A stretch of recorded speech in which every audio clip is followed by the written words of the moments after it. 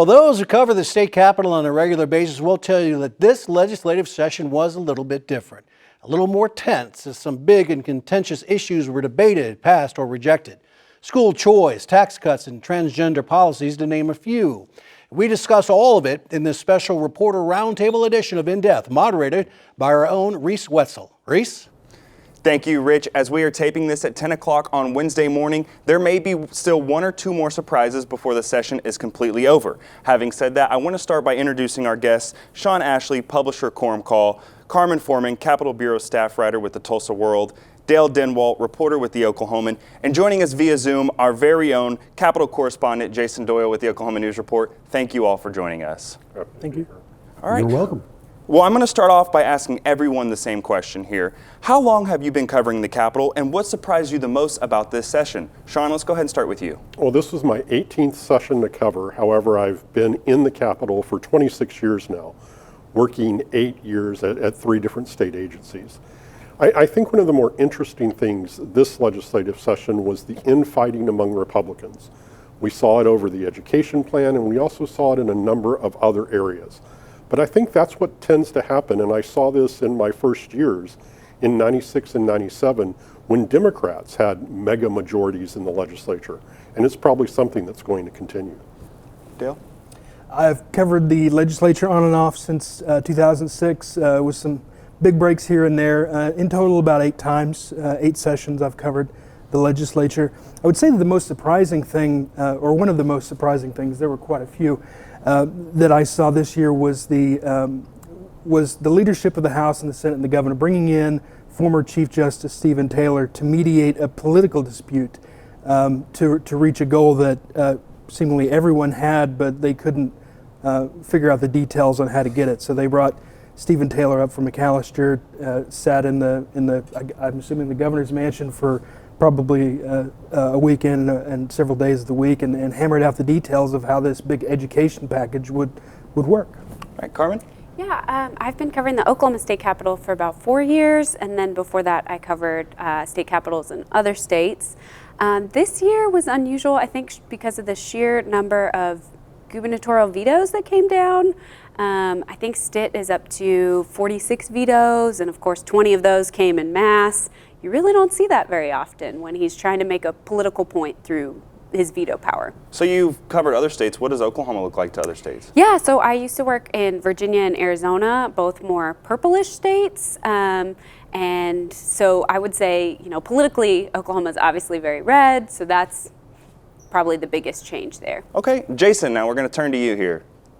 Yeah, I've been around the Capitol for a little over 20 years now, and either covering or actually participating in legislative sessions. But this time around, what seemed unusual is they couldn't get an income tax across the finish line this session. It was real unusual. We've been working on it for a couple of years now, and there were a couple of different schemes to get there this session, but none of them made it across the finish line.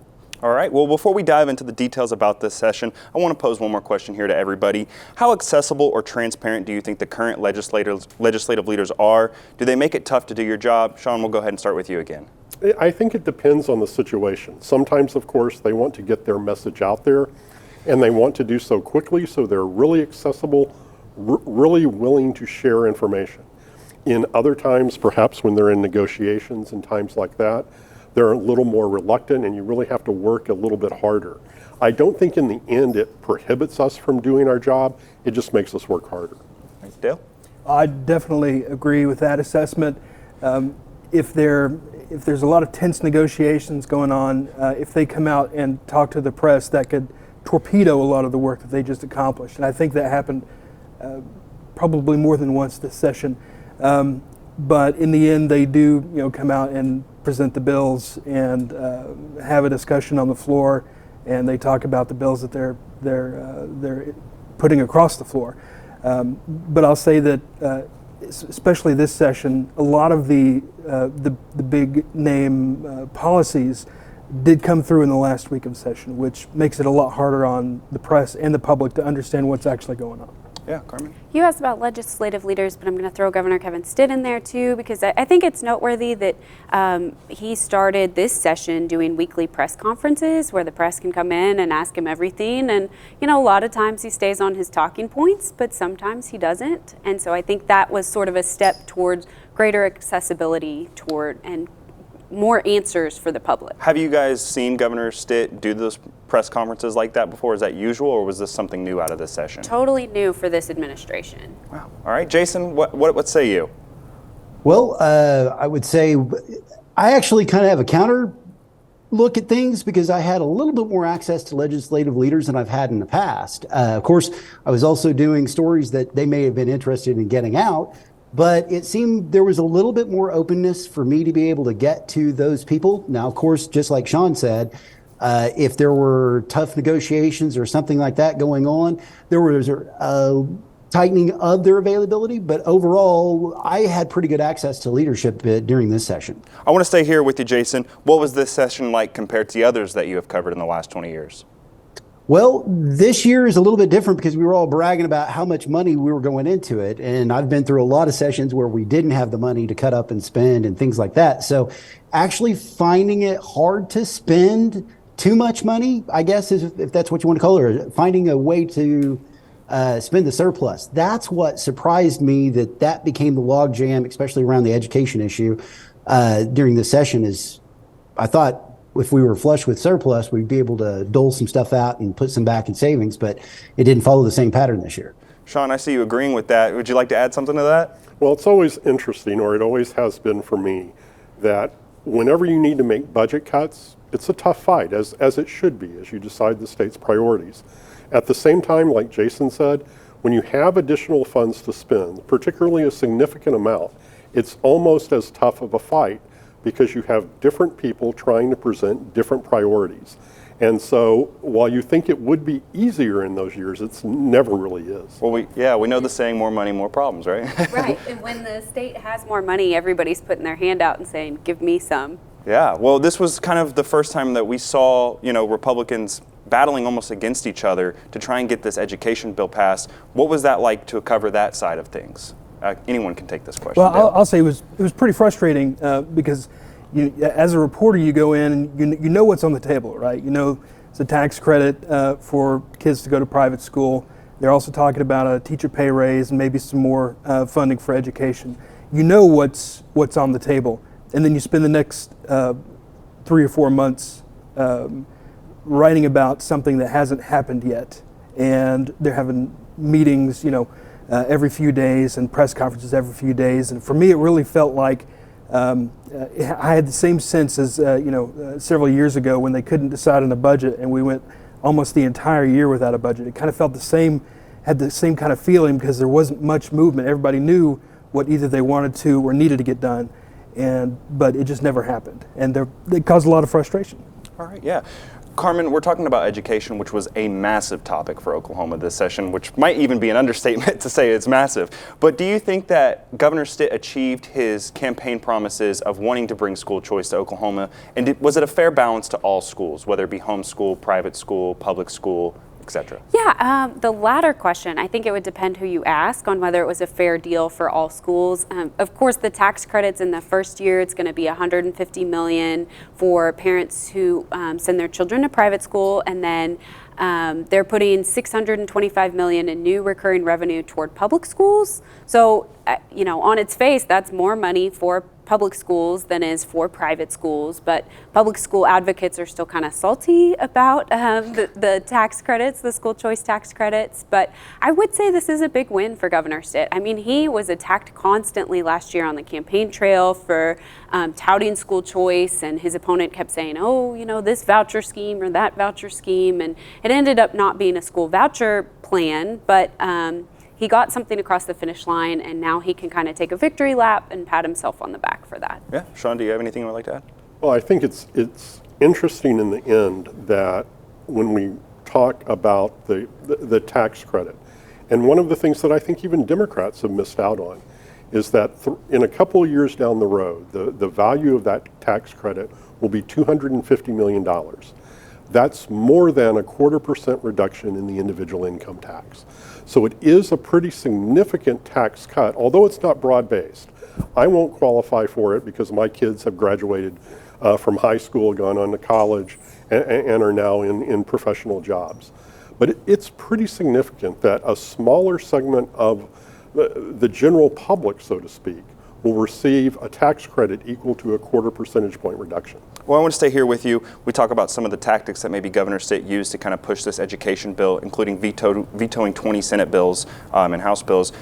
Was that a smart tactic? Have you ever seen a governor use a tactic like that before in your years of covering? And will he maybe have to change his tactics to renegotiate with lawmakers in some situations? Oh, well, there are a number of different questions there and a number of different answers. First of all, yes, I have seen another governor do that. Governor Mary Fallin in 2015 was not happy with some of the legislation that particularly the House was taking up. And as a result, she vetoed 14 of 15 bills on her desk one day. A big press conference likely to be front page news. Unfortunately, later that evening, the state attempted to execute Clayton Lockett. And as we all know, that didn't go well. In fact, it's where the term botched execution comes from.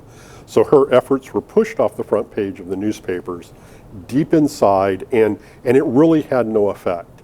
The same was kind of true this year with Governor Stitt's efforts.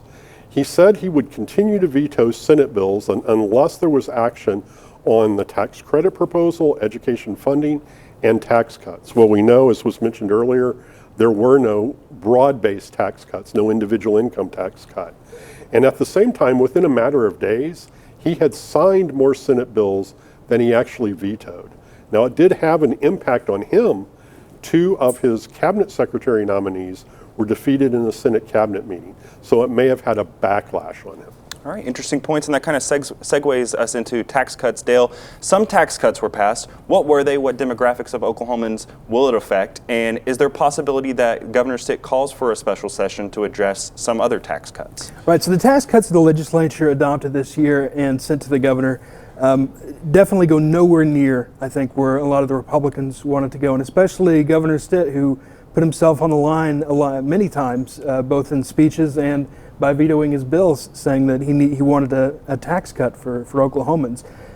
So what we did get is the elimination of the Oklahoma franchise tax, which is essentially a tax on how much business you have in the state of Oklahoma.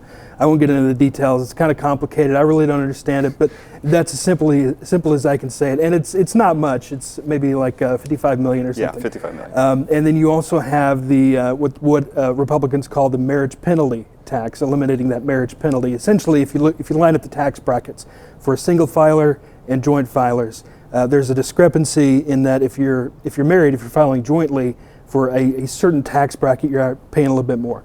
And so they eliminated that discrepancy, which I think was pretty easy for everybody to stomach. And I think we're going to talk a little bit more about the tax cuts that may come or that may be talked about later, but really that was about it. And you throw in a little bit of the tax credit for private school families, and that's essentially it. All right. Well, Jason, I'm going to turn to you here. We've heard about the cracking down on medical marijuana illegal grows, and we've heard about changes to the medical marijuana program. Lawmakers want to continue to make those changes to the medical marijuana program. What did they do? Well, there's a handful of bills that made it through the session this year. About 9 have either been signed or are on the governor's desk right now. And they range from everything from giving OMMA, the Oklahoma Medical Marijuana Authority, a few more powers for regulation. It also allows the Oklahoma Bureau of Narcotics to step in on illegal grows and actually revoke licenses for noncompliance there. So those are pretty much going to be assured. There's also some other guardrails that will affect patients, which is a little bit different because in previous reforms that previous legislatures have put in place, they really haven't impacted the patients that much, except for maybe a little bit of diversification of the licenses. Now there'll be certain restrictions on what kind of doctors you can go to, and there's talk of creating a list of conditions that a patient must have in order to qualify. Interesting developments there. Carmen, I want to turn to you here. What are some things lawmakers didn't get to this session or didn't pass that we might see in a later session? Sure. I think the biggest one that was talked about the most is probably sports betting. Governor Stitt was all for it. The House they passed to legalize sports betting. They passed a bill to do just that. But the Senate was a little cool to legalizing sports betting. And frankly, I think it could be, 3 years until we see any serious attempt to legalize sports betting, simply because the tribes and the governor have sort of a rocky relationship. But a couple other things that didn't go very far. There were some hot button sort of culture wars bills, like to ban books in libraries, ban drag shows. Those didn't make it. And then the ever recurring bill to reduce penalties for cockfighting also did not advance to the governor's desk, but will likely come back next year. So, who won and lost in this session? I think Carmen's right in that the governor scored a significant victory in the school choice and education funding arena. But I think that came at a cost. It came at a cost, not that he imposed, but that was a result between the fight between the House and the Senate. And I think even though they say they're on good terms, I think that's going to be an issue going forward. It will be problematic for them because when faced with tough issues, they tend to resort to this back and forth. And you're not always going to have the governor, and you're not always going to have Chief Justice Stephen Taylor, as Dale pointed out, who will be able to step in and resolve those conflicts. If one of those explodes, things can get very, very ugly. Well, I would like to thank everyone for joining us. Sean Ashley, publisher of Quorum Call, Dale Denwalt, reporter with The Oklahoman, Carmen Foreman, Capitol Bureau staff writer with The Tulsa World, and Jason Doyle joining us via Zoom with The Oklahoma News Report. Thank you all for joining us.